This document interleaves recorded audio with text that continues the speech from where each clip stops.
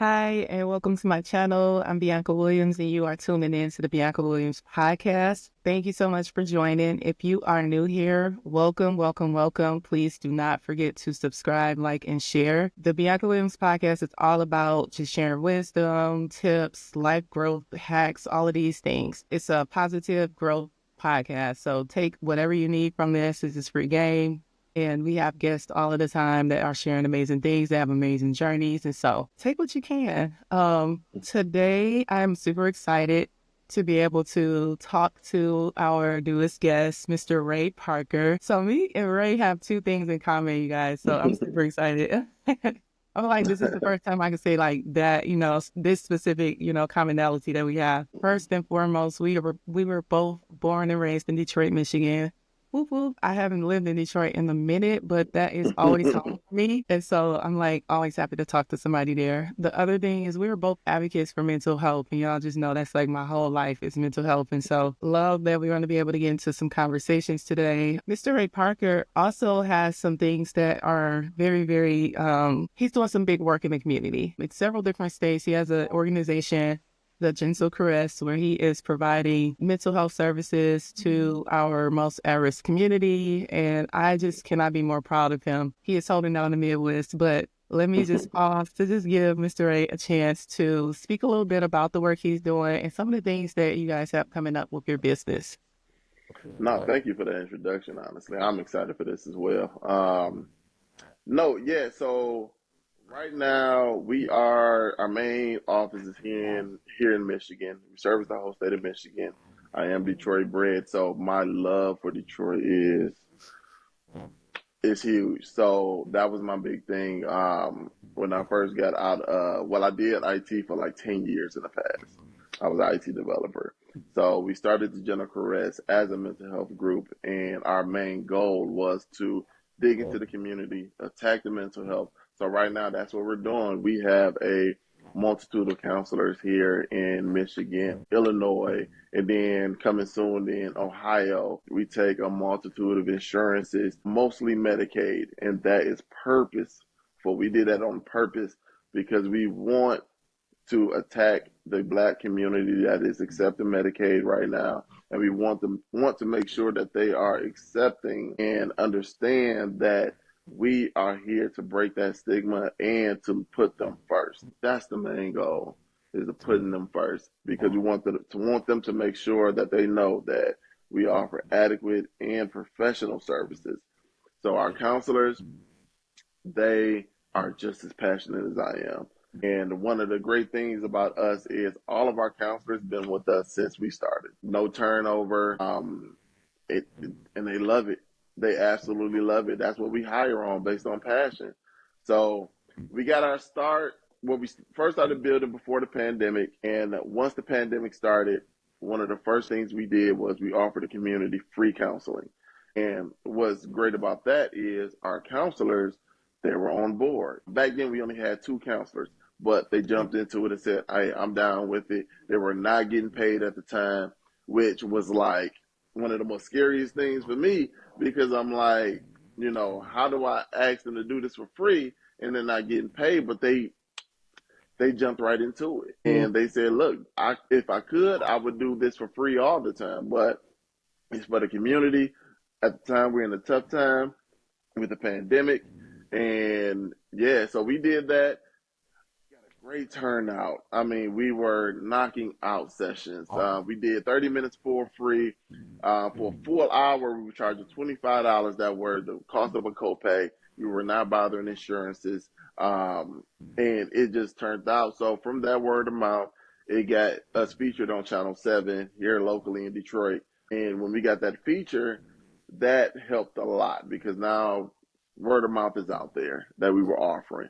So from there, we looked and we noticed that, listen, mostly everybody had Medicaid that were coming to us, because a lot of people don't know how insurances work. A lot of people with Medicaid, they feel like even if I use my insurance, I may have to owe something. No, Medicaid, you mostly have unlimited sessions. You don't have to pay a copay. Everything is covered. So once they learned that, they continue to come back. So once we were able to start taking insurances, we were able to just continue attacking the community mental health. And yeah, we started transitioning to Illinois because how that worked is Chicago has always been one of my favorite cities, Hmm. if not my favorite city besides Detroit. So how that happened is I go to a mental health conference in DC every year. And I would talk to people from the Illinois and Chicago area, Right. and they would tell me about the need out there. So I just went into action, tackled the Medicaid system out there, started accepting insurances, started applying, getting credentialed, and yeah, Yeah. now we're in those communities and able to serve the whole state of Illinois, no matter what background you're from. But again, we take mostly Medicaid out there because we want to put the black community first. So that's the work we're doing. And now we're transitioning to Ohio and we're looking to attack the Northeast Ohio, everything from Dayton to Columbus and yeah, the whole state of Ohio. So yeah, we're working, we're still doing, we're still trying to do the mental health groups. We've run into some trouble with that as far as availability because when you're dealing with the black community, it can kind of get tough to get everybody to consistently get together every week. But we're still working to get that going as well. So, but Yeah. I can't thank enough. I can't thank my counselors enough because that is what really drives what we're doing because their passion. They could be in it for money. They could be in it just to, hey, when do I get paid, stuff like that, because that's the way of the world now. But no, they're still passionate about what they do, and I love it.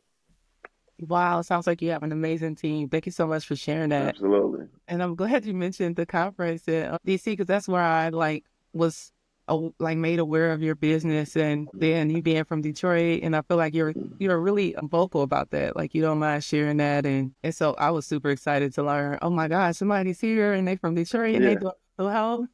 Had to reach out, had to get that shout out. So that's how we kind of connected. And even when you say, man, we did this work for free and we're just trying to do good things. I feel like you guys have set a wonderful foundation. And so many things come from Yeah. that, which kind of, leads into some of what we're going to be talking about today with Mm-hmm. helping our community learn how to have a healthier mindset, how they approach situations. And so I love that you're kind of like, man, I'm not just telling you guys to do this or making these suggestions. I actually walk that walk. So Yeah. I am talking from a place of doing. And so I want to just kind of like learn more about that from you. Right. Can you share a little bit about your journey in developing a healthier mindset and what inspired you to prioritize mental well-being in just different situations you're approaching? So my journey started 10 years ago. And I never really talked about my journey to anybody except maybe my wife and maybe my mom at one point. Yeah, this is a good time to actually talk about that because I started my mental health journey 10 years ago. I was still working in corporate America as a developer. Oh, I did one of the most infamous things you're never supposed to do. So I was going through a lot and I started Googling what was going on with me and I was dealing with a lot of stress, a lot of anxiety. From that anxiety, I was feeling it physically to um, where I was just like I was going through a depressive state, things like that. Just a lot of pressure on me at the time, just going through corporate America. So finally, someone suggested you need to go talk to a therapist. You're dealing with a lot of anxiety. So once I did that, it opened me up to a lot. And um, it really showed me how much our body follows our mind.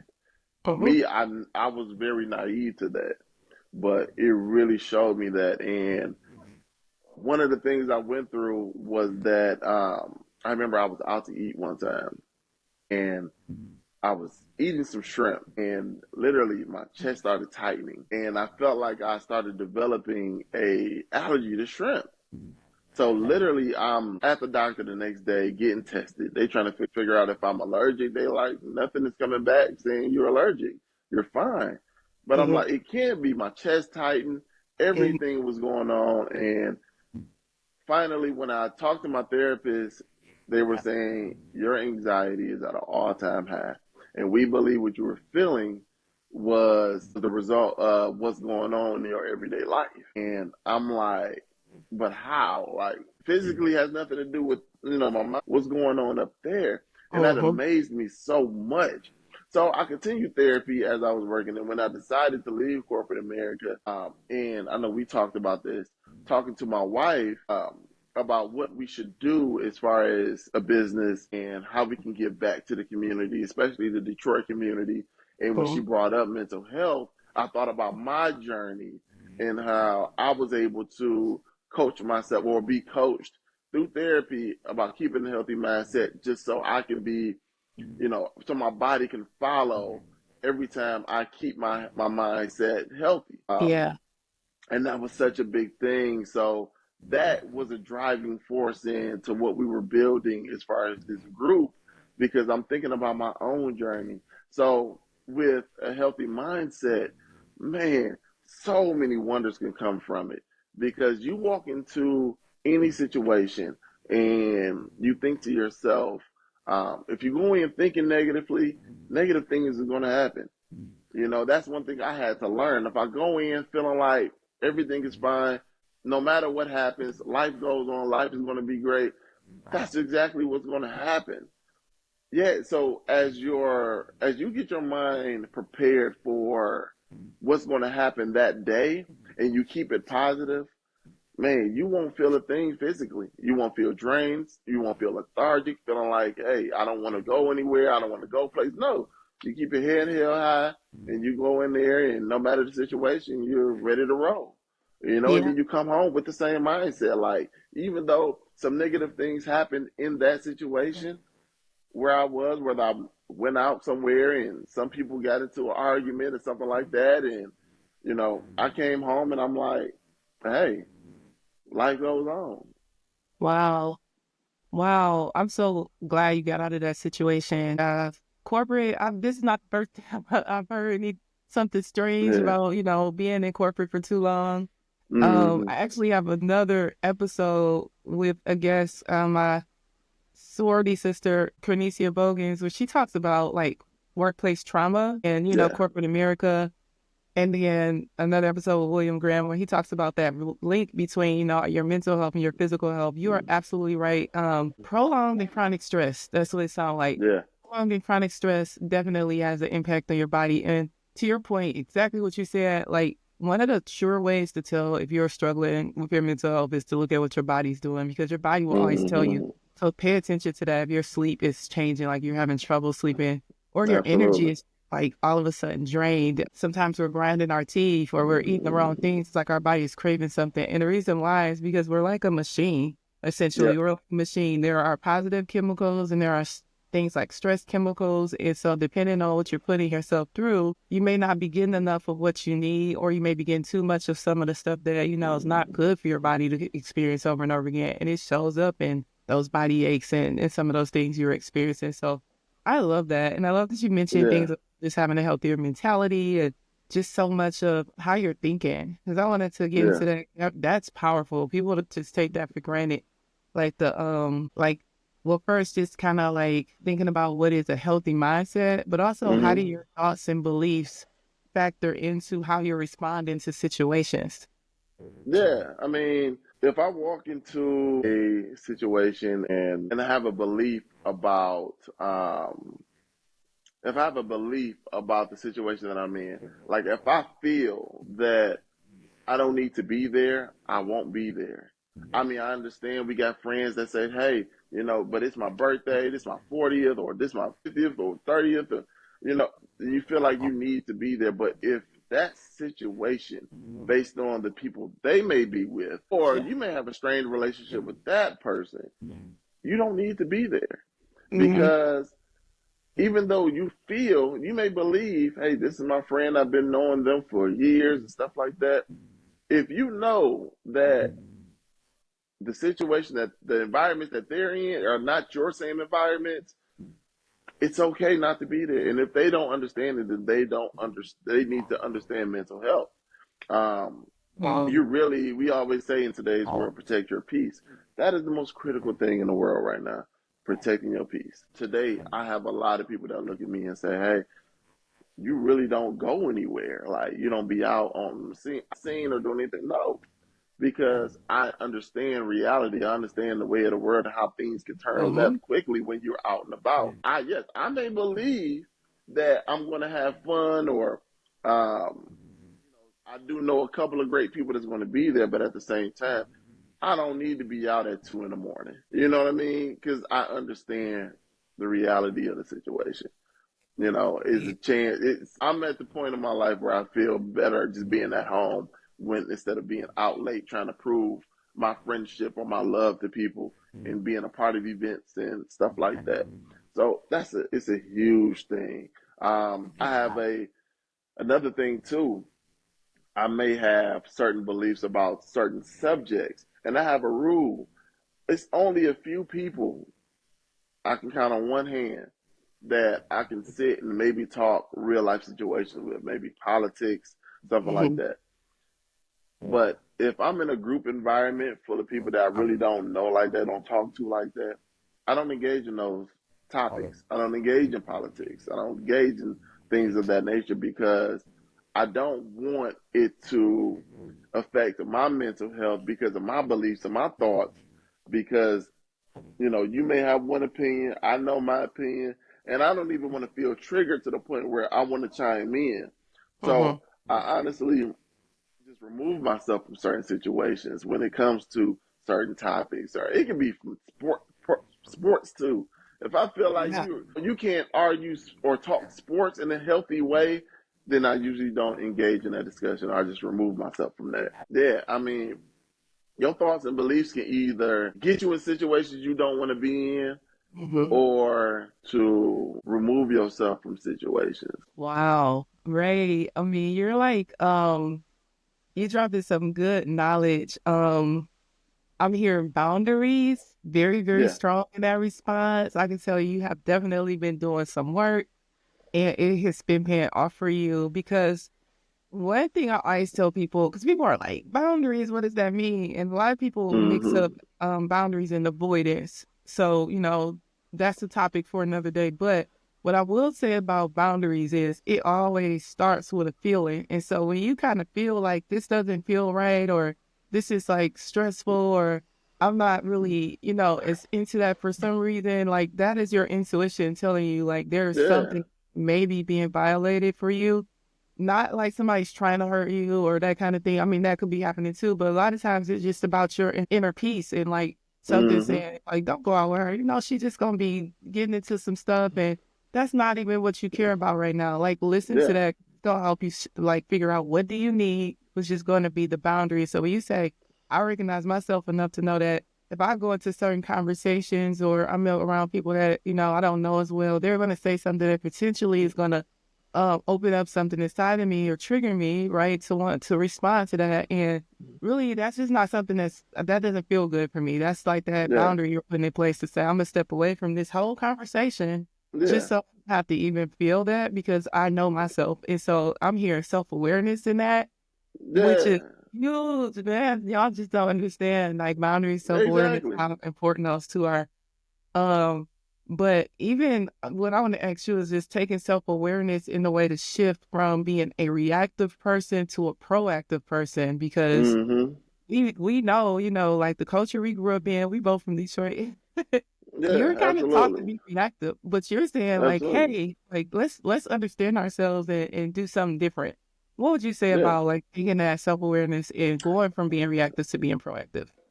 Well, first of all, when you think of self awareness, people gotta understand it's pretty much another word for self accountability. You Mm-hmm. have to be you have to be self accountable for yourself and understand who you are, your flaws, the great things about you, the good things about you, the bad things about you. You have to understand that first.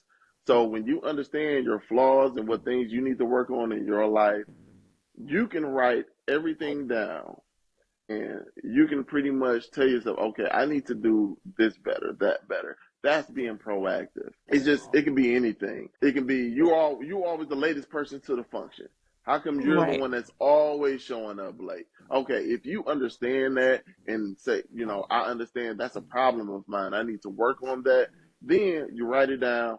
Next thing you know, all right, next event, next function I'm invited to, let me go ahead and set an alarm, the function starts at 6. I'm gonna start getting ready at 2:30. That may seem early, super early, but at least I know I'm being proactive on being ready. Mhm. Um, Even if you're sitting there ready at 4 o'clock, you can sit there, have your cocktail until the event start. At least you'll be ready, and now you're being proactive about your life. Now, something more serious. It's funny because I was just talking to someone, and when it comes to, let's say, dating, you're Mhm. single, you're out here dating and everything. I always tell, especially the female friends in our lives, Mhm. I always tell them, you go out dating, you want to be proactive about what you want. And I tell this to my friend, my guys too. When you're out dating, one of the main questions you should ask. Well, first of all, everybody should be in therapy. Everybody has something that they can work on. Mhm. But when you're out dating and you're going on first dates, and it's such a big thing in the world today about the dating pool. You ever get that? So when you're out dating, ask a person and be proactive and say, hey, what are you doing every day to work on yourself? That should be one of the main questions. That should be the very first question you ask. No, I Yeah. don't care about what your favorite color is. We can talk about that later. Even how many kids you have. If you ever been married, that's great. But how are you working on yourself every day mentally? I like that. Because you go into, and I'm just all an example. You go into a date, and it's really a performance. Honestly, it's an Mhm. interview.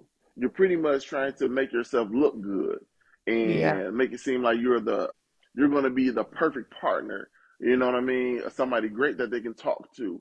But a lot of people, they're too busy talking about things that don't matter until later. And then once they get into those relationships, certain demons start to come out. Yeah. You start to learn about a man's abusive behavior. You start to learn about a woman's attitude and how she really don't know how to talk to people, how she can be loud and embarrassing and things like that. So that's why it's very important to be proactive and say, hey, what are you doing to work on yourself mentally? Are you seeing a therapist? Are you Mhm. talking to anybody a mentor? Do you talk to your pastor? It can be anybody, somebody that can help guide you mentally. If you can answer that and say, yes, I see a therapist every week. One of the main things, this is what you want to hear. One of the main things, if I'm on a date and I'm sitting there, I'm saying, look, I go to see a therapist every week. Back in the past, I used to have major anger issues. Mhm. In the past, yes, I used to be a womanizer. I wanted to correct those things. Now you're hearing accountability from that person. You're Mhm. hearing the flaws from that person. Then they're acknowledging it. They can say, hey, I had money issues. I never could manage money. I went broke at one point and I can never keep money in my pocket. Well, And that's yeah. another thing that I'm working on. Mhm. If you can hear that stuff and they're not afraid to not only take accountability for what they've been through and then what they're doing to work on it, because they can say, hey, well, I used to have anger issues, so one of my counselors' specialty is anger management, and I've been doing great with that. That's the reason Cool. I'm out here dating right now, because before I couldn't put nobody through that. I never want to put a woman through that. You get what I'm saying? And then Yeah. when you're talking to a woman and she says, yes, I had a bad attitude. The last person I dealt with, they said I embarrassed them. I was always loud in public. It's just, I had to really work on my anger management. That's why I'm here dating, because I feel like I'm in a great place. I've actually gotten permission from my counselor to go ahead out and start dating. And man, when you get that out the way and you Mhm. hear that while you're out on a date, or even if you're having phone conversations, everything else is going to be, it's just going to just fall in line. Now you got natural conversations about children, favorite colors, what their favorite food is. All of that is great. So you have to be proactive about your life, because if you don't go that route, what happens? You get into a relationship based on the performance they put on. They Mhm. tell you good morning every morning. So you fall in love with that. And the next thing you know, the demons come out and you start to see, now that you've been complacent with each other, They start to become abusive, or they start to become this person that just have anger management that you're like, whoa, where did this come from? Now you have to be reactive. Mm-hmm. And now you have to say, okay, what am I going to do about this now? Because in the beginning, on that date, if they say, well, I work out and stuff like that, um, and it's like you don't hear much accountability, or you ask what happened in your last relationship, and they say, well, she was just crazy, or it was all the she, or he was just the. Yeah. We all have something we contributed to a breakup. That's just the reality. Mm-hmm. So I want to hear you talk about what contributed to what happened with you in that breakup. What did you contribute, and what you're doing to work on it? Because that way, I know that you're at least working towards progression in life. But if you're not going to give me any type of self accountability in this conversation, then that gives me a red flag. Mm-hmm. Okay, Yeah. you quick to tell me how much you make. You quick to tell me how you have your own home and own car and stuff like that. That's great. But I have heard you talk about your troubles in the past and what you're doing to work on it. So now this is me trying to be proactive. So I need to consider that a red flag, because I don't want to be in a reactive situation. So, Mm-hmm. I mean, I wanted to use that example because that's one of the biggest things that's going on in our world today, especially the social media Mm-hmm. world, where everybody's talking about, what a man should do, what a woman should do, but they never take mental health into, you know, they never think about the mental health part of it. Yeah. And then they never think about self accountability. That's a big thing nowadays too. Nobody want to be self accountable. So that's how you end up in reactive situations. Right. Yeah, that's huge. I definitely explain that in reflections. Like I'm like Mm-hmm. the one thing in reflections is you gotta blame yourself for whatever happened so that you can be able to. Because if you don't blame yourself, you don't assign yourself blame or accountability, then how are you going to implement change? I mean, you can't control what somebody else do or don't do, but for you at least, if you, Exactly. this is where I went wrong, or this is what I could have did better. That's where you can make that change for yourself. And I like the way Yeah. you explain self-awareness in this way of understanding yourself so that you can figure out what you need to do to become the person you want to be and get the things that you want out of Mm-hmm. life instead of just kind of waiting and seeing like what is life going to present, because we both know that life is going to present what it's going to present, but you can actually be proactive and say, I want these things, I want this kind of life, I want to be surrounded with around these kind of people, and so Mm-hmm. how do that. And one of those things is, well, first of all, seek if the people that you are meeting and that you're around are on a journey of growth. Is there some alignment? Mm-hmm. Do they have emotional intelligence? Because that's going to help you grow. Like if you're around people that have that and you have the empathy to understand that, man, I went through stuff. I wasn't a perfect person. I had to heal and grow. Then I understand that they had that, and I'm Yeah. ready to understand that and celebrate their growth and, be able to be in collaboration with this person. So I love that. That's huge. Absolutely. Oh no, life is gonna life. That so Absolutely. like, he's on change because life is gonna life, which means that perspective is huge. And so it kind of makes me think about how sometimes based on how we think or our baseline belief system or values are, like it could allow us to default to negativity or that kind of thing. And so what would you say are some practical steps in just being able to take or reframe a negative situation into a positive or constructive one? Some practical steps is just being careful of what you allow in your life. I use the example of, let's say, reality TV shows. And it's Mm, like, there can be so many triggering things in it. And I hate it so bad. But because it can be so many triggering things in it, it can be abuse, substance abuse, mm, alcoholism. It's so much in there. And then you got a representation of us as a community and us being put in situations where we must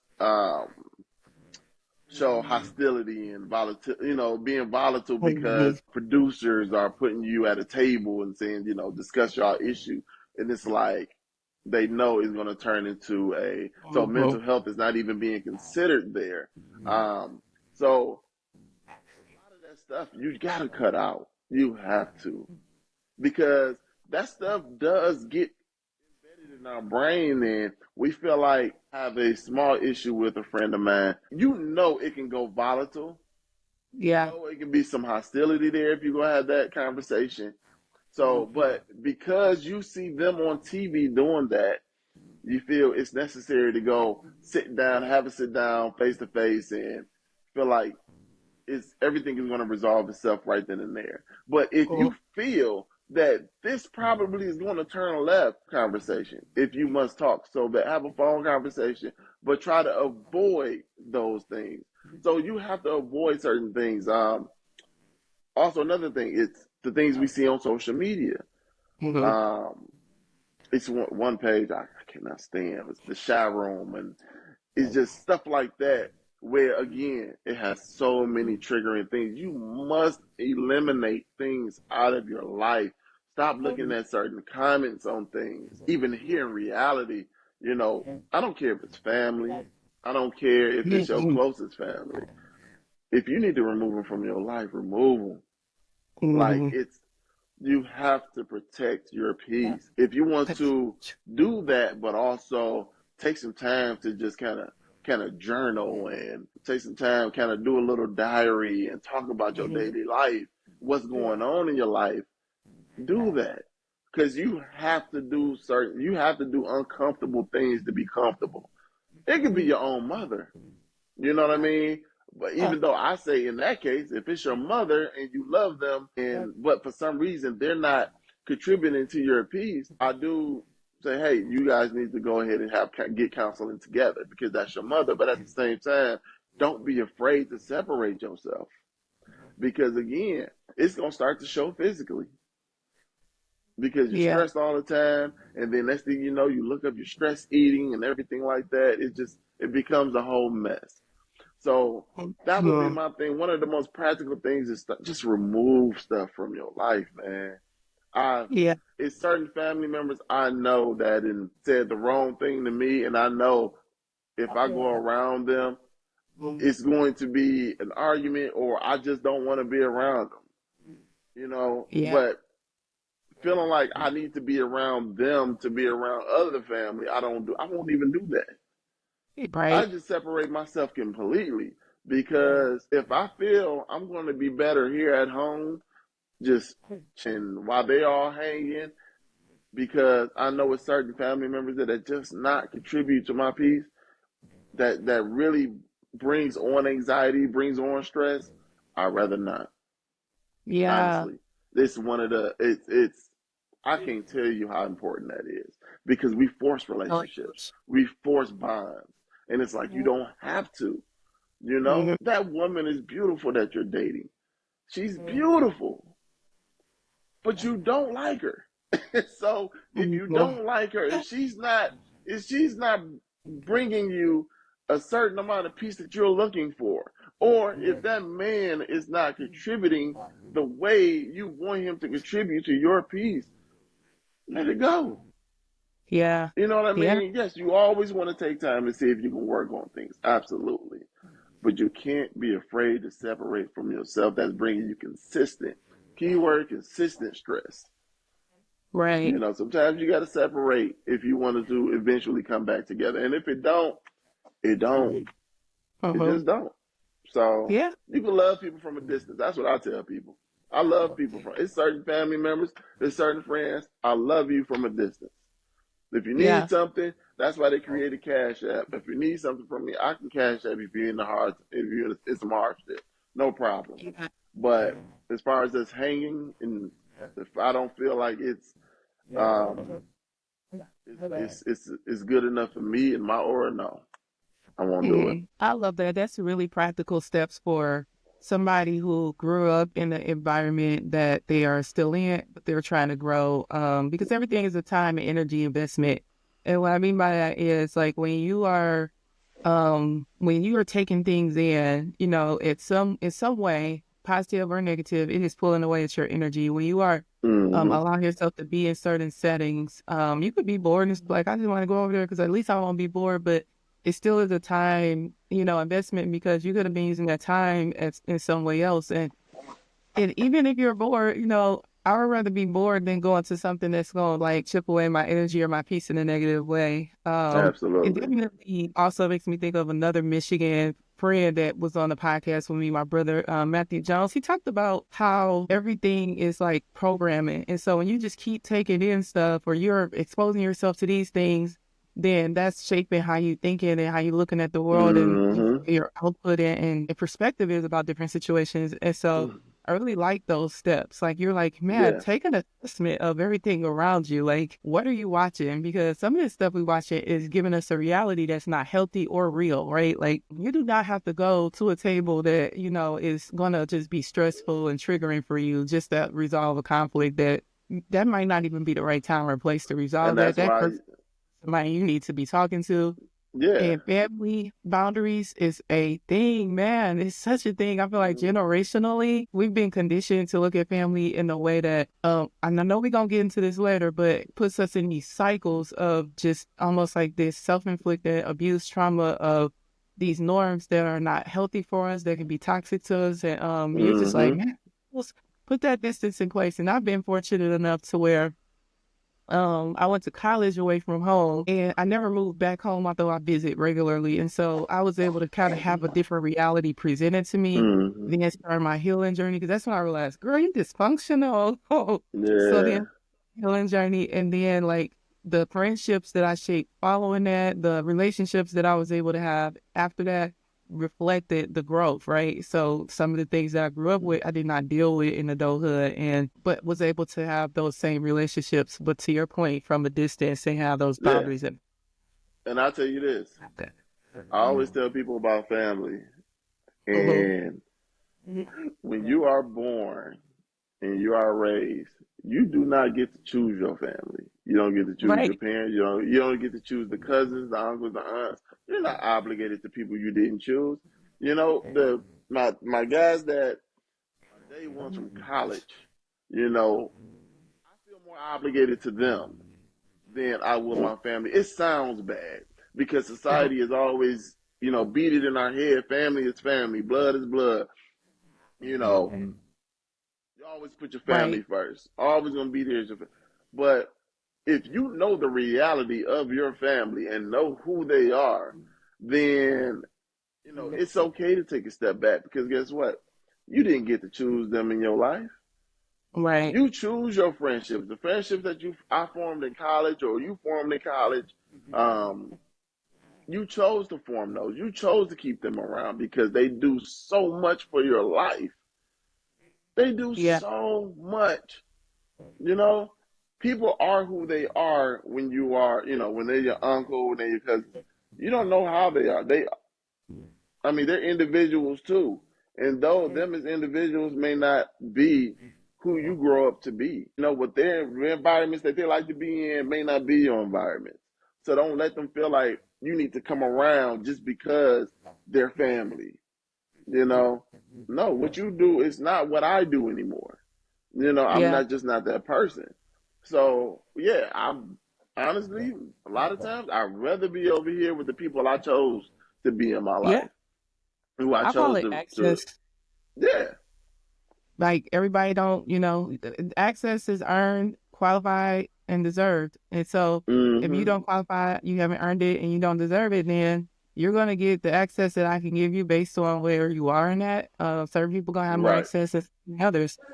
And family is not a qualifier for Exactly. access. Just because we're blood don't mean it's an automatic qualifier. Exactly. I like that. So speaking of that, because you definitely are leading me into these emotional states that sometimes Hmm. we are responding to or that's guiding some of how we are sometimes struggling. And so what do you recommend or how do you recommend managing situations where strong emotions are showing up like anger, like fear, and if that's Hmm. dominating, kind of how you are sometimes responding to things. Oh man. So in situations like even I was in that situation when corporate America where I just felt like I was Um, angry every time I was dealing with them. And it was never the actual work of it because I actually enjoyed what I did. I went to school for it. I graduated into it. But it was everything around it, the corporate structure, the politics of it, me having the flu and being down for a couple of weeks, and they're telling me, well, you only got 3 6 days left. So, now I'm going back and forth with them, like, well, what you want me to do? I'm sick. And then it's just not having that self freedom bother me so bad. So I always find myself being so angry. So in those situations, you have to take time to breathe and find yourself, your own hobbies and own activities. My thing, I love going to the gym. That gets me, you know, away from everything that brings any type of negative emotion. Going to the gym, you're able to just vent out any frustration. You pop Mhm. on your favorite music. That's the key part. You pop Oh on your yeah. favorite music. You know what I mean? It's been times I've been at the gym and I pop on some gospel music just because I need Mhm. something. You know what I mean? As I'm building myself and I'm letting go of some aggression, I got some uplifting music in my ears. Um, Yeah. or I can listen to the wildest of rap music just to get me ready to attack today and let myself know that nothing is Mhm. going to destroy me physically or not to let anything destroy me mentally. I'm just ready to attack anything that comes my way. So you got to take time, do things that you love. If after work, I know it's tough, instead of going home and soaking in everything you went through today, the anger you felt, go to the movies, go out to Mhm. eat, go to happy hour. You know what I mean? Just get your mind away because it is such a cruel world. It is such a negative world. We know this. The world is so negative nowadays. So you have to be able to take time away. And even if it's by yourself, do things by yourself. Mhm. I can't stress that enough. One of the greatest things I ever found was my ability to do things alone. Um, Mhm. don't get me wrong, I love my family, I love my wife. You know what I mean? But it's nothing like being able to just do things by yourself and you're able to watch a football game, basketball game, and your mind is just away from everything. Because that day, let's say your kids may upset you. You feeling the Mhm. anger towards your kids because you're like, man, I'm feeling like I'm getting pulled so many different ways, and now you're feeling a negative emotion towards your kid. It's like, okay, tomorrow I need to set aside some time to just have, my time to just, because if you're not healthy up here, you're not going to be healthy for them. You got to be healthy for the people closest to you in your own home. I got to be healthy for my family. Mhm. So I have to do things to cut out any negative emotions. One of the things me and my wife does, and I put a lot of our other friends onto it to help us mentally. So when we had our son, because we have 3 kids now. So when we had our son, we implemented this thing where it's like, okay, Monday and Wednesday is your day. After you done with responsibility, even if you off that day, whatever you do, want to do, if you feel, we don't hang out late anyway, but even if you feel the nerve to be out and do happy hour with your friends and y'all don't get back to it, that's your prerogative. Enjoy your mental break. Tuesdays and Thursdays, that'll be my day. And guess what Fridays is? That's our day. So we can just Mhm. enjoy each other because we have taken those days to just mentally make sure we're healthy mentally, go in with each other with positive thoughts, go into situations positively. Because if I come off Tuesday going to happy hour or going to the driving range doing some golfing and I'm going to work or whatever responsibilities I have that next day, I'm going to that with a healthy mindset because now I feel more relaxed. I've been able to contemplate how I'm going to attack the next day because I put myself in an environment the day before, positivity and things that makes me happy. You know what I Yeah. mean? So now I'm going into my responsibilities the next day happy. And then now that helps her because I'm Mhm. not feeling the same anger that I felt yesterday because I had that time away. And this, man, it is such a great thing. You can just take time away and do that. And to have a partner that's actually on board with that because she understands as Mhm. a social worker how important that is for your mental health as well. I don't. Get your nails done, get your feet done, whatever you want to do that day. Enjoy it. I got the kids. And then the next day, it's reciprocated. So you have to do things for yourself. That's what I would say. It don't matter what Yeah. it is. Yeah. He said so many good things. I'm like, where to start? It was like loaded. They love that. So first, the gym. Earlier, I referenced that our bodies are like machines.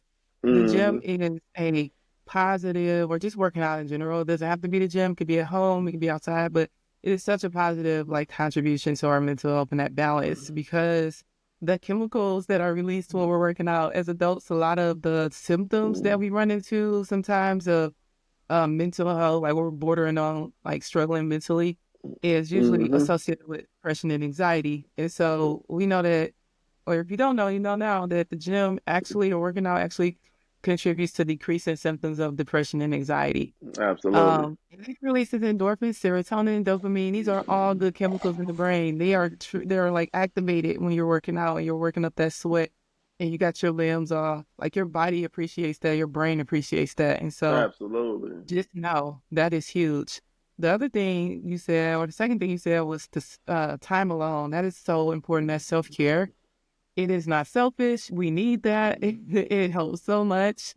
And so Mm-hmm. I love that. I know I do like a weekly kind of self care day, and it looks different every week. I don't even like try to Yeah. overthink it because I'm just like, if I could just get a couple of hours, just alone every week, that's gonna contribute to peace and some sense of like I did something for myself. And so Yeah. it, catching up with a friend, it could be sitting at home watching TV, it could be doing laundry. Like I do a combination of things. So I Mm-hmm. just, let every week be a different week. But you said spending time alone is so important. And what I want to say about that is giving yourself experiences. So people think that going out is always, attached to somebody or I can't, Mm-hmm. do these things unless I'm with somebody. Like take yourself out to eat, take yourself to the movies, take yourself out because what happens is you get into a routine of treating yourself to nice experiences and then the experiences with other people become a bonus. So that means if Mm-hmm. that experience didn't go well, that's fine because you're always going to be treating yourself. There's always something else coming up to where you're doing something to honor yourself, to treat yourself, to give yourself a good experience. And so just getting Mm-hmm. that routine of being okay with doing some stuff alone because you shouldn't wait till somebody else is connected to you to have a good experience. Then the last thing you said, I know, I'm thinking was that peace with your wife, where you guys are giving each other kind of that isolated time. What a lot of people Yeah. don't like factor into relationships, marriage is how important it is to have a solid foundation as an individual. They just think, oh, when you're married, you're one, and Yes. everything is together, and that's not Yes. true. Like if you're broken or you're falling apart, guess what that marriage is gonna be? And Exactly. also, the marriage and the relationship is a bonus when you show up as a healthier version of yourself, right? Like if you feel good about who you are, the growth you're doing, which is not a finish line to that, guys. Just because you got married, just because you're in a relationship, don't mean I accomplished life. I'm good now. You should still be working Mm-hmm. on your own intellectual, emotional, spiritual growth because you're going to bring that to that relationship and it's going to complement that relationship. And now you're not Yeah. dependent on that relationship to give you some sense of wholeness or completedness, like because you're already a solid person coming into that. So I Yeah. love the 3 points. Yeah. Huge. We're still individuals. At the end of the day, we're still individuals. Like you tell me, when you got married to your husband, what changed? Exactly. Yep. What really changed?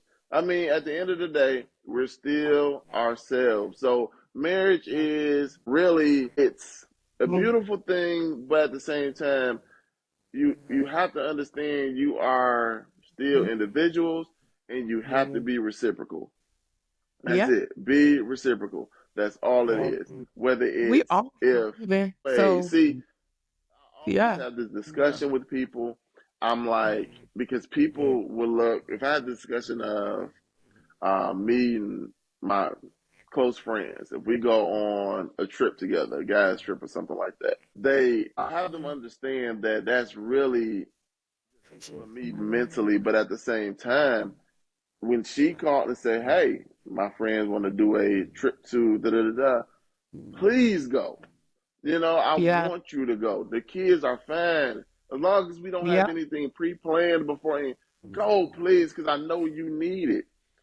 Yeah, That's how I am. absolutely. You know what I mean? So even today, it I just love that. I never hold people back. I never hold her back from doing what makes her happy. What's going to make her happy?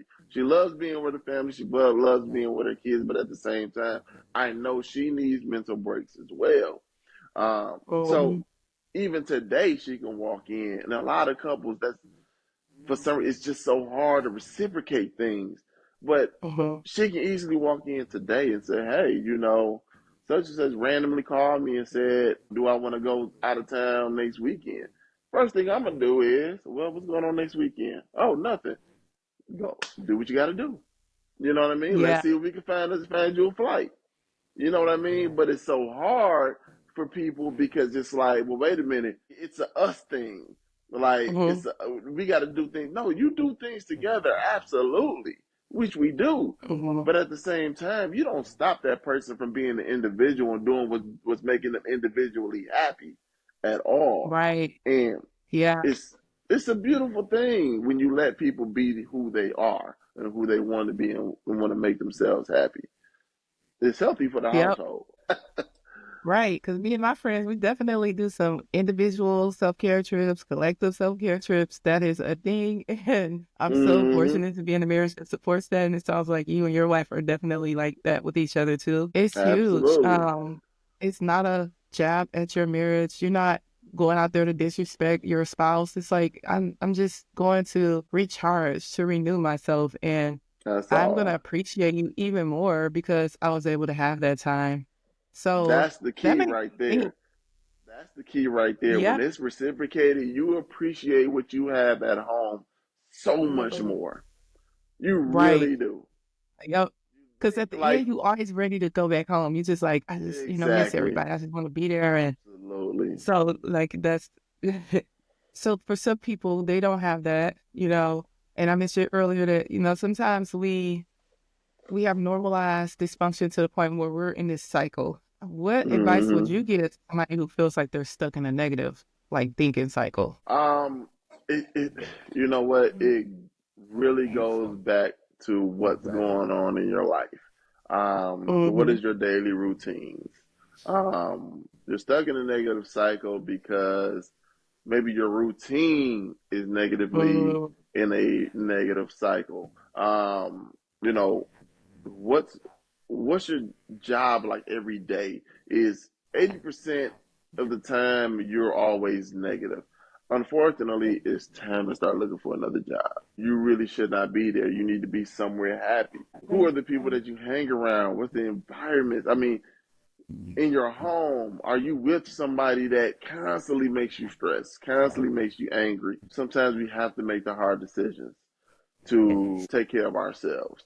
Sometimes you gotta let certain people go. We've talked about this. I mean, it all goes back to the same thing. You're stuck in a negative cycle because everything in your life is it's not where you need to be. It could be your relationship, your job, the family that you keep around, the friends that you keep around.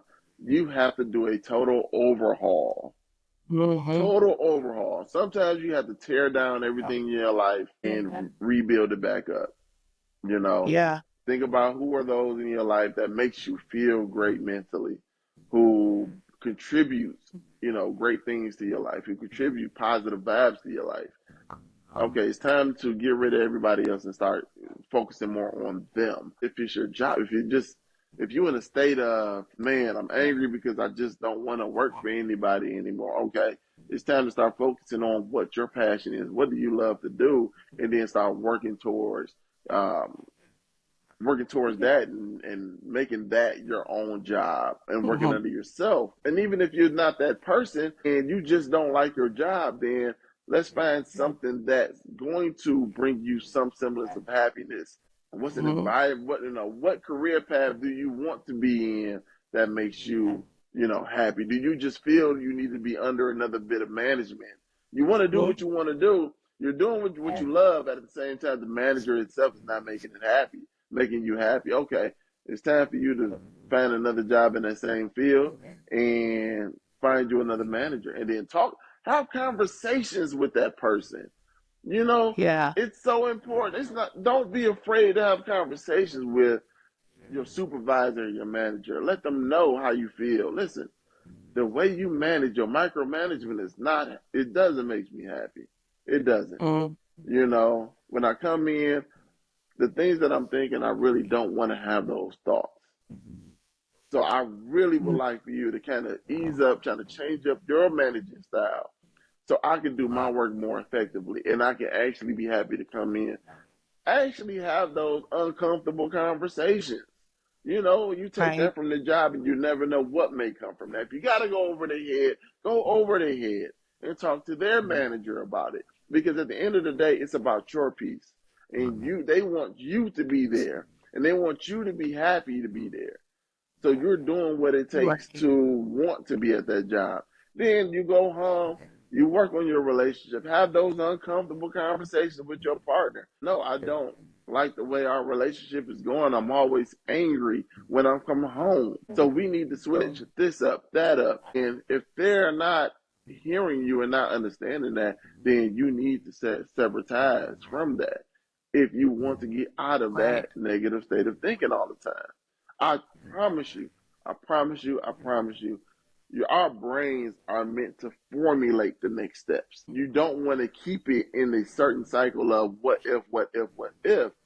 Now that you know what's going on, you sabotage with that relationship, or you talk to that supervisor. Guess what your brain is going to do? Start thinking about the next steps, wondering about how the next day is going to go. Now I can focus on yourself, or you can start focusing on finding somebody in your life, in your Hmm. relationship, to where they can bring you happiness. You can be happy to come home. If you need to talk to your children, if your children is bringing all this negativity, this negative thinking, have a family meeting. Hey, listen, start behaving around the house, behaving at school. I'm not liking it. It makes me angry all the time. I don't want to come home Mm, sometimes because you guys are misbehaving this way. I'm hearing this about you at school. Your grades is not great. It's time for us to start tackling that. So yeah. it comes down to uncomfortable conversations with yourself and Mm, with the people in your life and with the situations going on. That's how you get out of it. A lot of people that's stuck yeah. in this negative way of thinking, they refuse to have uncomfortable conversations. And that's one of the Yeah. things me and my wife harp on. Listen, no matter what's going on in our life, if you have something you want to discuss, if it's something I'm doing that's not making you happy, sit down, talk about it. Let's adjust. You know, me and you are Yes. grown enough to where I can listen. And then even if I may feel that I'm not doing certain things, I'ma still change it because I know that that's going to make you happy. You know, I'm still going to make adjustments and look at myself. You know, it sounds simple, but honestly, it is simple. But we just refuse Mm, to take that step because we're always afraid of the outcome. Oh, what if they fire me if I yeah. had that conversation? No, just do it. What if they don't? You know, oh, what if she started throwing stuff around the house if I had that conversation about what I expect in the household and how I'm always angry? What if she starts yelling and screaming? Then guess what? She's not listening to you. So you got to do what you got to do. She's letting you know the truth about you guys' relationship. Oh, what if the kids Yeah. start crying and screaming and not being, well, you're the parent at the end of the day. So Yeah. all you're doing is trying to help them become better individuals as they get older. It is what it is. Have uncomfortable conversations. That's what I say. Yeah. Absolutely. Oh my gosh. Very good information. It's huge. It's like you're telling the people it's okay to want more. It's okay to want better. It's okay to, do something different. Because to your point, Mm-hmm. like, first just look around and see, what's going on in your life and your relationships and your community and work to see if like this is working for you. A lot of times you can pretty much tell, if it's not, and then be okay with leaning into change. I'm definitely a person that's like, change is not something that you can avoid. It's going to happen regardless of if you choose it or not. And so at least you could, sometimes choose your change and say like, I have a goal to, I have like sometimes people I know that say I have a goal to move out of state because I just want to live in a different climate for whatever reason. They have, Right. different kind of job opportunities, whatever. and there's nothing really holding them to this place. It might be like, oh my gosh, I'm gonna have to plan, save this and the other. But if you want that for yourself, that's okay. Like there's nothing wrong with that. And I think sometimes people are not as aware of, Mm-hmm. like the negativity. They're just used to it. They're just like, oh, this is just what it is. And so to your point, just exposing yourself to something sometimes healthier, getting out of that environment to see that, oh man, there's another way to do this or to live life or to be, present in these things. And so coming out of that just cycle of this is the day to day and some of this is Yeah, not quite great, but it's also not a huge problem. Sometimes just introducing yourself to something different can help you see absolutely. that maybe there's something I can want to change over there that's not working for me. But something you said this in this answer and earlier, it made me think about how, what was it? I wanted to say like life is not, and I got this actually from Will Smith, but life is not like something that you just have to be stuck in this feeling of I gotta be afraid to make mistakes, or I have to that like life is actually designed for you to make the mistakes because you don't Mm-hmm. know what you don't know. And if you just kind of understand life as something that is going to allow you to learn from it, I think the way he explains it in the book is that school and life are the same. But he said somebody told him that in school you get the lessons first and then you get the tests. And he said, but in life you Right. get the test first, which means you get the experience first. Then you could choose to learn a lesson from it. And so you have those moments where you're like, this isn't working. This feels like a setback. I don't like this. This is an opportunity for you to get a lesson. And what I understand about God is when you are not learning a lesson, you are going to keep repeating that same thing because God, usually Mm-hmm. it's bringing something into your life so that you can grow from it, so that you can learn from it. And until you get that, you might find yourself just repeating the same situation. It could be with different people or in a different place. Like even moving away, like there is something that might have been a like growth opportunity in where you were, where that job you didn't like, that kind of thing. But if you don't heal that, you don't learn what you need to learn from that, you're just gonna carry that into that new environment, into that new place. And Yep. so be okay with like this wasn't great, but what is the takeaway from this? Because this came into my life for a reason and I just want to make sure I'm growing as a person. I love that. Absolutely. You also are hinting at like how important it is to have people around you. You've been hinting at that. You ain't been hinting at it. You've been saying it throughout this Oh yeah. podcast. There is a role that people bring into your life that can be so instrumental, like having certain relationships, mentorship, coaches, therapists, in helping you develop healthier ways of thinking and responding. What role do you feel like they play in that? Oh, man. Like you So went to therapy, you probably provide mentorship and coaching, right? Like yeah. when you feel like people can get out of that. Yeah, I mean, mentorship is just think about mentorship because I too have a business mentor that helped me through starting all of this. It's great because it allows you to get out of your own way of thinking. Um, Mhm. sometimes even growing up west side of Detroit, you stuck in a certain frame of mind, but it allows you to get to go to another side of it, Mhm. and allow you to be coached and understand that you know you may not have grown up taught these lessons. You may not have grown up to believe certain things, but at least take time to think about this way of thinking. Think about this side, Mhm. these other way of beliefs, and then that way you can put that towards whatever your goal is in life. You just don't want to be stuck down the same path because we all know people from the city that's from the some neighborhood that just can't get out of that way of thinking. And it's like, Yeah. man, it's a whole nother world out here, a whole nother way of thinking. So just having that mentor really helps. As far as a therapist, man, one thing about therapy, people under like one of the so I'm gonna say this. People wonder what makes therapy such a big, let's say business Mhm. wise, a big business. Let's talk the business side of it. What makes it a big business side is that the job of therapy is for therapists to really get to the root of going through, let's say, anger management. Why are you a man of domestic abuse? Why are you abusive? Why do you turn to drugs as copiism? Mhm. Why do you turn to child abuse, stuff like that? Really digs into the root of those and goes back to your childhood. So what makes therapy such a business is because a lot of people don't want that type of accountability. So once Mhm. it may start off great and say, hey, tell me about your life, what's going on, because they're looking for a quick band-aid and say, either nothing's wrong Mhm. with you or this is what's going on, change this and you're good to go. No, they're going to dig deep and ask you some uncomfortable questions. Again, uncomfortability to become comfortable. They're Mhm. going to get down to the root, and a lot of people are not ready for that.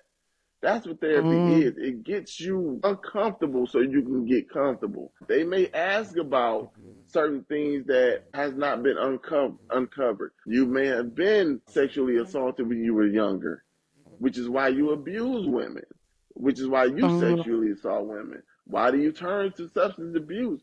Because your father was an alcoholic. You saw that Mhm. all your life. You saw him cope. That's how he coped. So they ask those questions. They want you to get to that part of your life. And a lot of times, a lot of people are like, we're not talking. I see it all the time. We Right. see it all. I Yeah. hear from the counselors all the time and say, hey, I had to discharge a patient. They just we started really getting deep and Yeah. they was not ready for it. And then what they do is they go to the next counselor. They find another counselor and they're looking for that. Hopefully they give me that band-aid instead of actually trying to Mhm. dig deep into that wound and really trying to fix it. Listen, the thing about it is, yes, they may stitch it up, but it can always be reopened. So they're Mhm. trying to really dig deep and really fix that wound for you. You have to allow it. So that's what therapists are for. So mentorship is a great thing to help you coach you through life. But if you really want to really dig down to figure out why you are the way you are, and that's why it's love what we do.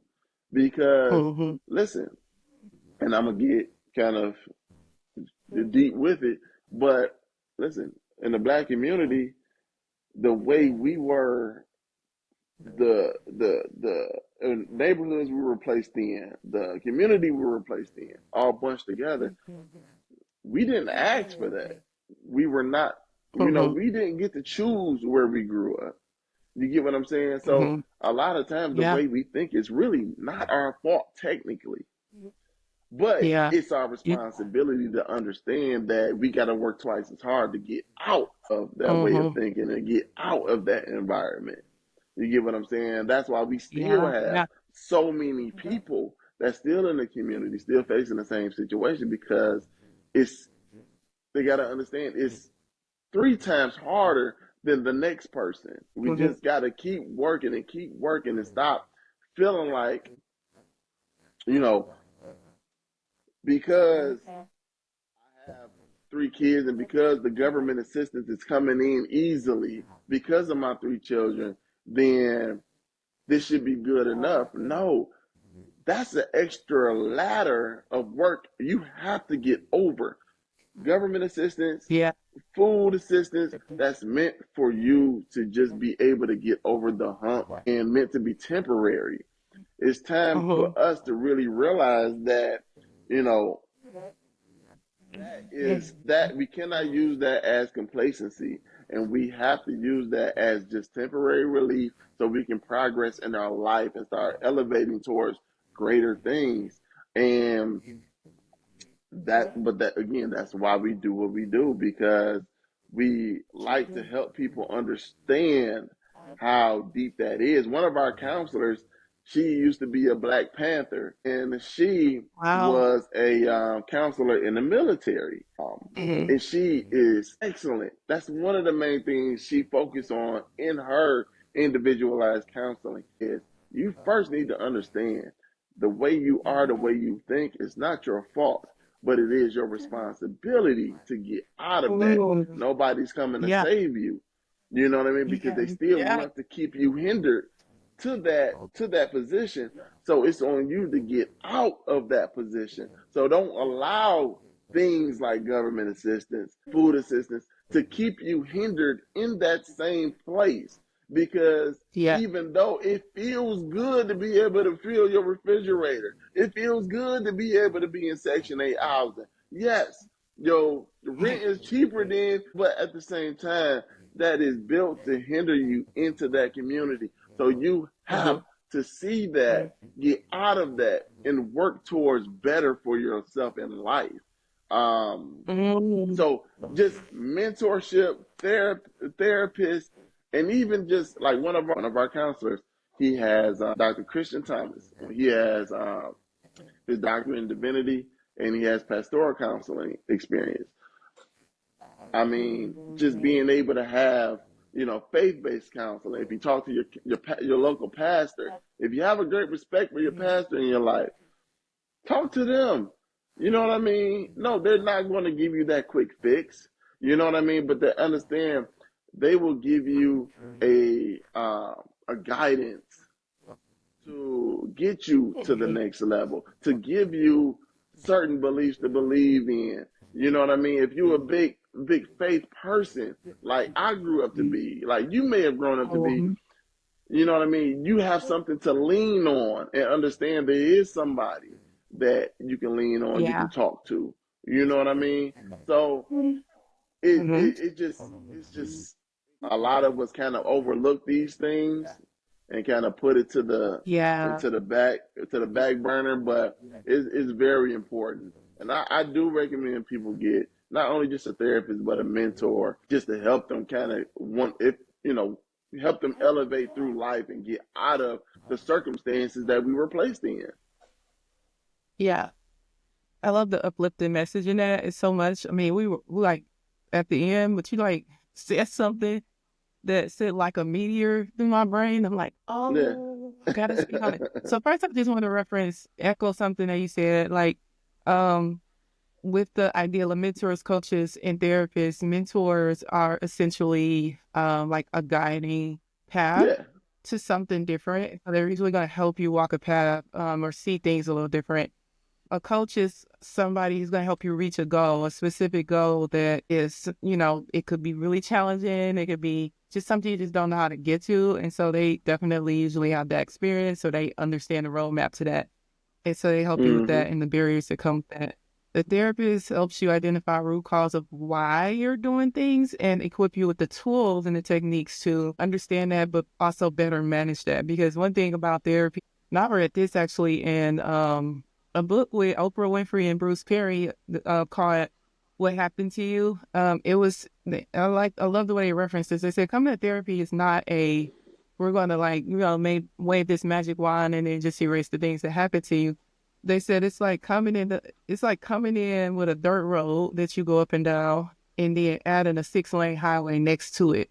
So your dirt road is still there, but Mm-hmm. you're limited on what you can do in that dirt road and how you can navigate that. Whereas therapy is going to give you all of these different tools that you can move around in and you still have Yep. that. And so therapy is that. And you said something, we about to send me down the rabbit hole just a little bit, just for time's sake. I'm not going to go completely down that, but what was a huge connection to me was how you talked about people's resistance to wanting to do the work that therapy do and the getting like government assistance. So Mm-hmm.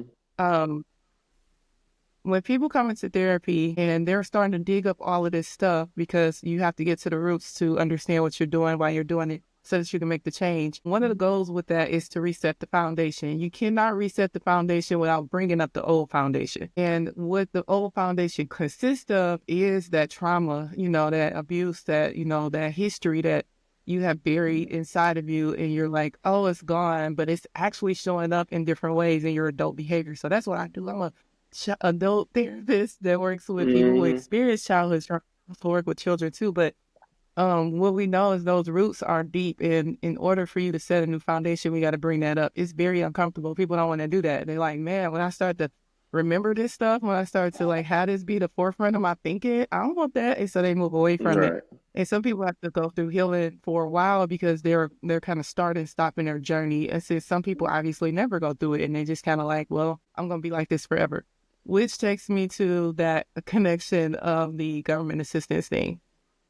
to your point, the government assistance model is to give you some assistance for a temporary period of time to help you, kind of be able to reach your goals, reach your dreams, all of this different thing. And some people like get to this point where they're like, well, I really don't want to do what it takes to get from that because it's actually more comfortable to Mm-hmm. just get the benefits and then Right. just live in that. I'm gonna take this a step further because you missed the Chicago and Detroit, and I love me some Chicago too. And they like Midland of Detroit. I have been reading so many books on Cabrini Green projects, so I'm like, Yeah. and I understand some of the parallels of what big cities have done to Black people. And so one of the things I just want to acknowledge is just understanding how so many people get stuck in this. And essentially what I've seen big cities do is they do kind of bring in that when, we had those great migrations or those movements that bring Black people into communities, what you see happen is they come into a nice community, a nice city, all of these resources, and then they just stop funding, they stop, upgrading, they stop investing in those communities. And so all of Mm-hmm. those opportunities kind of start to dry up or dwindle away. And back to that whole thing, I don't want to do what it's going to take to get out of this because it's going to be uncomfortable. It's also tricky because Right. I watched this movie that Jamie Foxx was actually in based on a true Mm. story about, I think it was Willie Gary, a lawyer in Florida. And the reason why he became a lawyer, I don't know if you've seen that movie, it was on Amazon Prime, but the reason why he became a lawyer was because he watched his dad like go through this whole thing where his family Mm-hmm. was about to get moved and they were all sad and they talked to the people, and then when the people saw that he was Black, then they were like, oh, we don't have anything available all of a Yeah. sudden. And so that's another little route that we have gotten stuck in, which is like opportunities not being available to us, loans not being given to us, things that help like you reach the American dream. We kind of get a wall put up and it's like, well, the American dream don't apply to you, it apply to them. And so Right. people feel like, well, this is the best I can do. And then they just accept that. And so systemically, right, we've been kind of worked against, but I love the uplifting message in what you're saying, which is that, like, first of all, we got some other resources out here because we build in our own. And we want you to see that there's something different through Exactly. that mentorship, through that coaching, through that therapy, because some of that stuff that you've been normalizing is not the only way to live life. And you don't want to continue to let that be your generational cycles of like, yeah, everybody just kind of stay here. Nobody elevates, nobody moves on. Everybody Mm-hmm. just kind of like lean on these government assistance. And I mean, this is a whole nother topic, but the political structure, we don't know what's going to happen in the future. And Right. so it's kind of like, let's start to do the hard stuff. Let's Exactly. do the therapy. Let's get the coaches and follow the models and get the mentors and learn a different way of seeing the world and our opportunities. And that's all it is. Love It's it. that's the that's Love it. Love it. So that's the main yeah, that's the main thing. It's if there is one thing, one key thing that, sorry, go ahead. oh no, I was just saying that that's the main thing. Clearly, even in today's time, you don't know if anybody's coming to help you. Honestly, nobody's coming to help you. So it's time for us to start helping ourselves. Get out of this rut that we're in and stop feeling like Absolutely. you these handouts are gonna come. It's time to start just brainstorming, thinking about your next move. What do you want to do? And start getting out of our own way of thinking to progress to that next step. And one of the thinkings that I want us to get out of is thinking that they're always a shortcut and feeling like we're always gotta manipulate our way to get to the next level Mm. as far as, well, yes, I'm selling barbecue plates, but at the same time I'm going to shortchange people and give them. I'm going to give them minimum amounts, but at the same time charge them so much. It's stop trying to find a shortcut to things and do things the right way. Do right by our own people, because I feel like if you do right by people, man, great things will happen to you.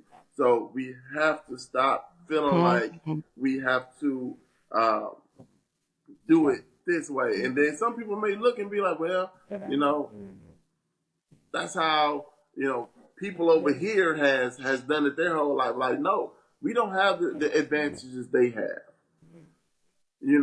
So let's continue to do things. We don't. Exactly. So let's do, you don't know the type of backing that they have that we don't. So let's do it the right way, grind it out, do what you need to do to get to the next level, and don't worry about what anybody else doing. Don't worry about who's going to come help you. Man, wow.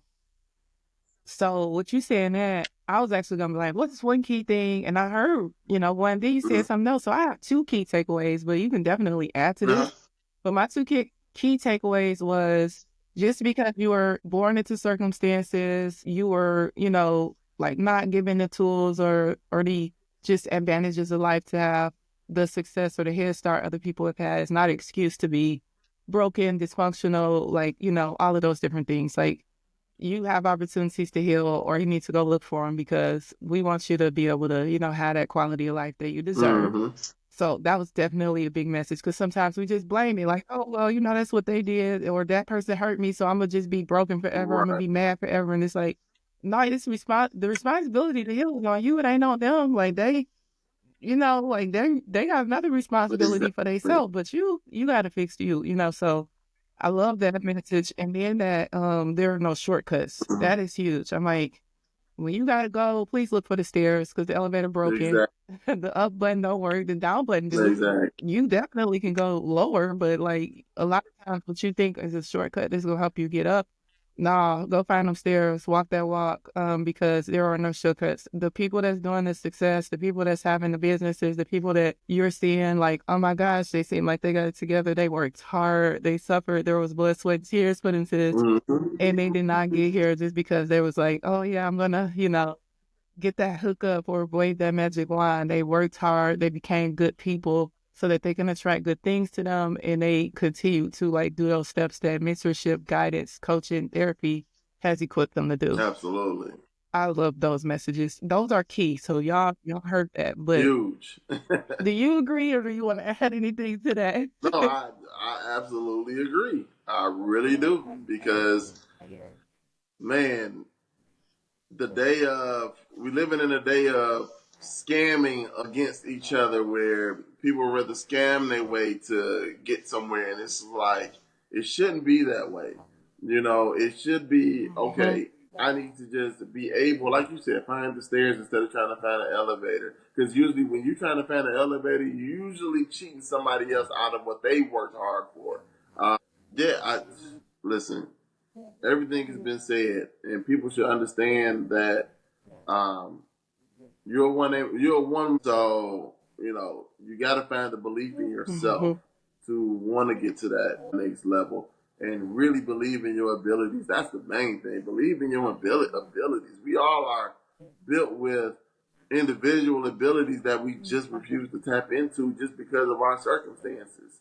And going back to just the stuff that we watch and the things we see on social media, that doesn't help either. Again, when we talk about triggering, a lot of times what we see people have and what they show, it can trigger us to feel like, okay, I want to get to a certain place, but yeah, I have to take the elevator because I need to be able to show that type of lifestyle now.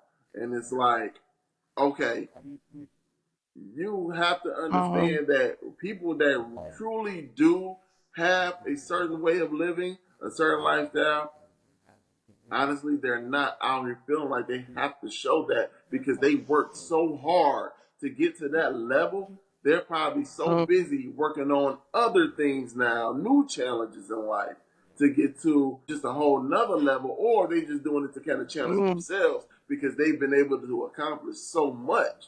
People really need to take a look in the mirror and really realize who they are, what abilities they have, so they can really put that into action and get themselves to a certain point in life where they want to be. yeah. Oh, I love that. Yeah, social media definitely will have you thinking that life is Mm-hmm. like one thing where people are only showing you what they want you to see. I promise you it's way more. Sometimes I'm looking at a 60-second reel or a TikTok or something, and it took them like a day to do that. So Yep. the stuff that you like, oh, that looks amazing.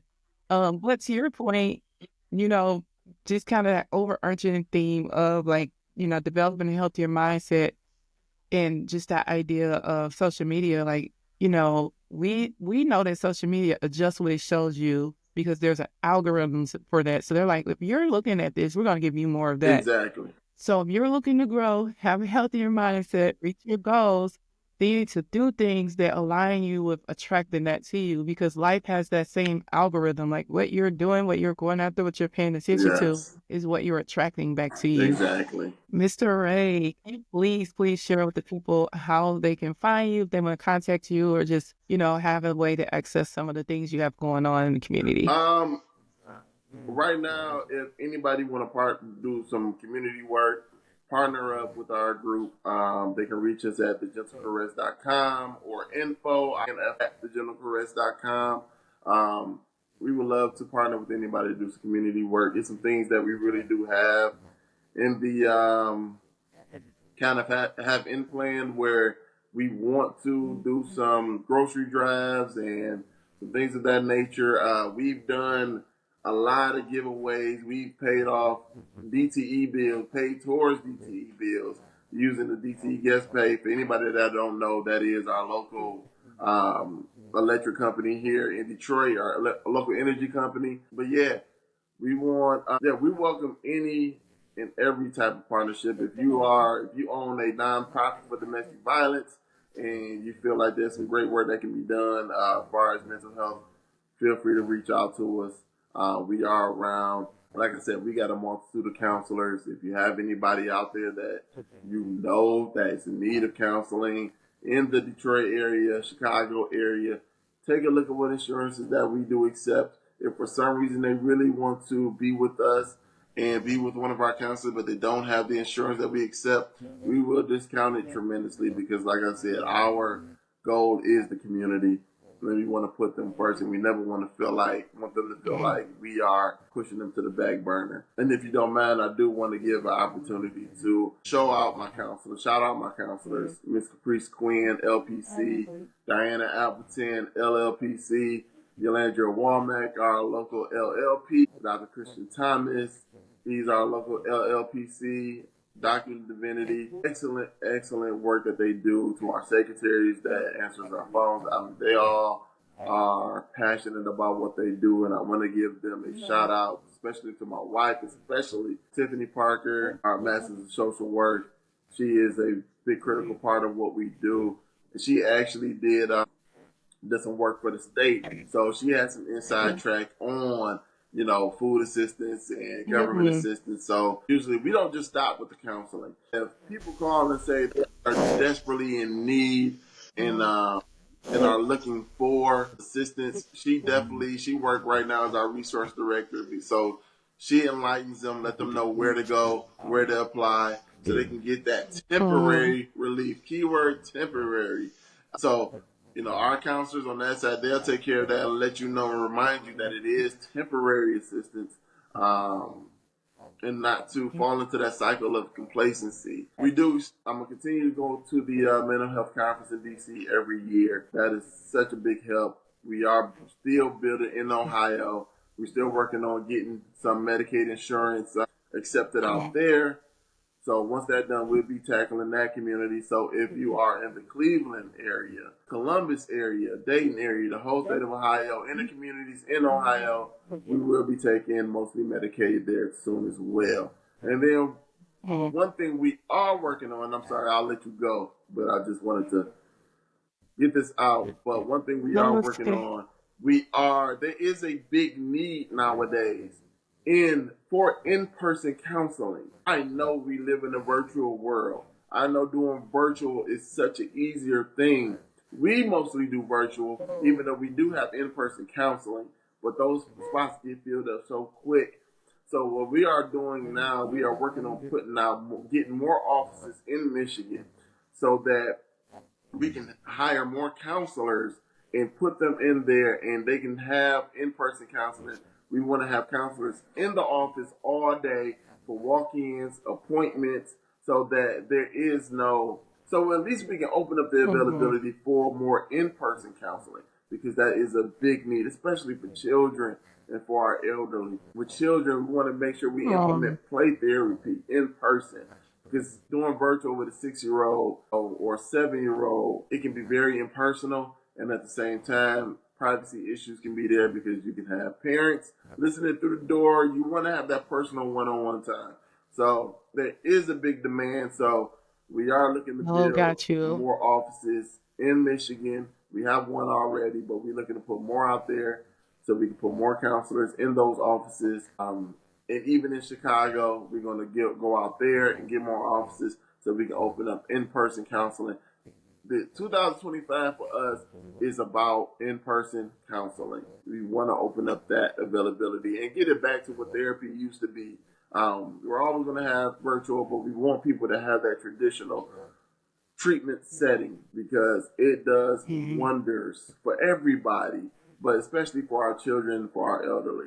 So that's what our goal is this year. And then next year we'll be going into a whole nother location and servicing more communities and then beyond. So yeah, I just wanted to put that out there and let people know that, hey, we're doing work in the community, and we welcome any partnerships or any type of helping hand in whatever we're doing in the community. So, but I appreciate you for having me on this podcast, and being able to get this out and talk to the community about these important subjects. Absolutely. Thank you so much again. Great, Parker. Thank you for joining me. I really love the work you're doing. I'm so proud of you. Sounds like you guys are growing, and I look forward to any future opportunities we have to work together. Thank you guys, guests, for tuning in. My virtual audience you guys are awesome. Wherever you're tuning in from or listening from, I appreciate it. I hope you took something from this. Share your favorite takeaway. Again, subscribe, like, and share. There's always somebody who can use this information. You just be surprised what people know and don't know. So thank you again for tuning in, and we'll see you next time.